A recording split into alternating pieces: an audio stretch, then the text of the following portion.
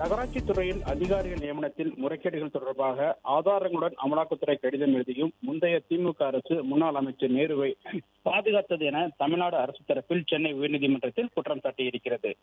கடந்த திமுக ஆட்சிக் காலத்தில் நகராட்சி நிர்வாகத்துறையில் 2538 உதவி பொறியாளர்கள் மற்றும் இளநிலை பொறியாளர்கள் உள்ளிட்ட அதிகாரிகள் நியமனங்களுக்கு சுமார் 634 கோடி ரூபாய் லஞ்சம் பெறப்பட்டதாக புகார் எழுந்தது. இந்த புகாரின் அடிப்படையில் அமலாக்கத்துறை சார்பில் தமிழக டிஜிபிக்கு கடிதம் எழுதப்பட்டிருந்தது. இந்த கடிதத்தின் அடிப்படையில் வழக்கு பதிவு செய்ய லஞ்ச ஒழிப்புத்துறைக்கு உத்தரவிட வேண்டும் என கோரி அதிமுக எம்பி IS இன்பதுரை தரப்பில் மனு தாக்கல் செய்யப்பட்டது. இந்த வழக்கை விசாரித்த உயர்நீதிமன்றம் அமலாக்கத்துறை கடிதத்தின் அடிப்படையில் உடனடியாக வழக்கு பதிவு செய்ய லஞ்ச ஒழிப்புத்துறைக்கு கடந்த பிப்ரவரி மாதம் உத்தரவிட்டிருந்தது.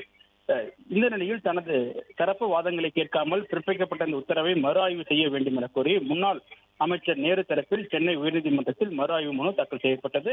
இந்த வழக்கு உயர்நீதிமன்ற தலைமை நீதிபதி தர்மாதிகாரி மற்றும் நீதிபதி அருள்முருகன் ஆகியோருடைய அமர்வு இன்று விசாரணைக்கு வந்தது. அப்பொழுது தமிழக அரசு தரப்பில் ஆஜரான அரசினுடைய தலைமை வழக்கறிஞர் விஜய் நாராயணன் அதிகாரிகள் நியமன முறைகேடு தொடர்பாக ஆதாரங்களுடன் அமலாக்கத்துறை கடிதம் எழுதியும் முந்தைய திமுக அரசு எந்த நடவடிக்கையும் எடுக்கவில்லை எனவும் மாறாக முன்னாள் அமைச்சர் நேருவை பாதுகாத்தது எனவும் வாதிட்டார். மேலும் அமலாக்கத்துறை கடிதத்தின் அடிப்படையில் வழக்கு பதிவு செய்ய உத்தரவிடக் கோரி அதிமுக எம்பி இன்பதுரை தாக்கல் செய்த மனுவிற்கு பதிலளிக்கும்படி நேரு தரப்பிற்கு நோட்டீஸ் அனுப்பியும் அந்த அவகாசத்தை பயன்படுத்தாமல் பதிலளிக்க அவகாசம் வழங்கப்படவில்லை என மறு ஆய்வு மனு தாக்கல் செய்யப்பட்டிருப்பதாகவும் அவர் குறிப்பிட்டார். மேலும் இன்பதுரை வழக்கில் தீர்ப்பு தள்ளி வைக்கப்பட்டு 16 நாட்களுக்கு பின்னர் தீர்ப்பு வழங்கப்பட்டதாகவும் தீர்ப்புக்காக காத்திருந்து விட்டு தனது தரப்பு விளக்கத்தை கேட்கவில்லை என நேரு தரப்பில் உரிமை கோர முடியாது எனவும் அரசு தரப்பில் தலைமை வழக்கறிஞர் தன்னுடைய வாதங்களை எடுத்து வைத்தார்.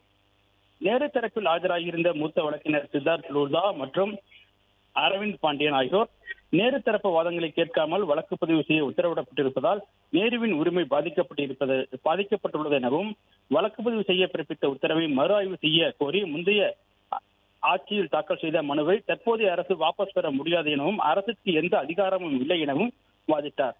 அனைத்து தரப்பு வாதங்களையும் கேட்ட நீதிபதிகள் வழக்கு பதிவு செய்யும்படி பிறப்பித்த உத்தரவை மறு ஆய்வு செய்ய வேண்டும் என கோரி நேரு தரப்பில் தாக்கல் செய்யப்பட்ட மனு மீதான தீர்ப்பை தேதி குறிப்பிடாமல் தள்ளி வைத்தனர். மேலும் மறு ஆய்வு மனு மீது தீர்ப்பளிக்கும் வரை நேருவுக்கு எதிராக பதியப்பட்ட வழக்கில் மேற்கொண்டு எந்த நடவடிக்கையும் எடுக்கக்கூடாது என பிறப்பிக்கப்பட்ட இடைக்கால உத்தரவை நீட்டித்தும் நீதிபதிகள் உத்தரவிட்டுள்ளனர்.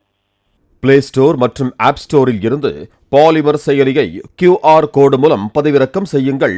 செய்திகளை உடனுக்குடன் பெறுங்கள்.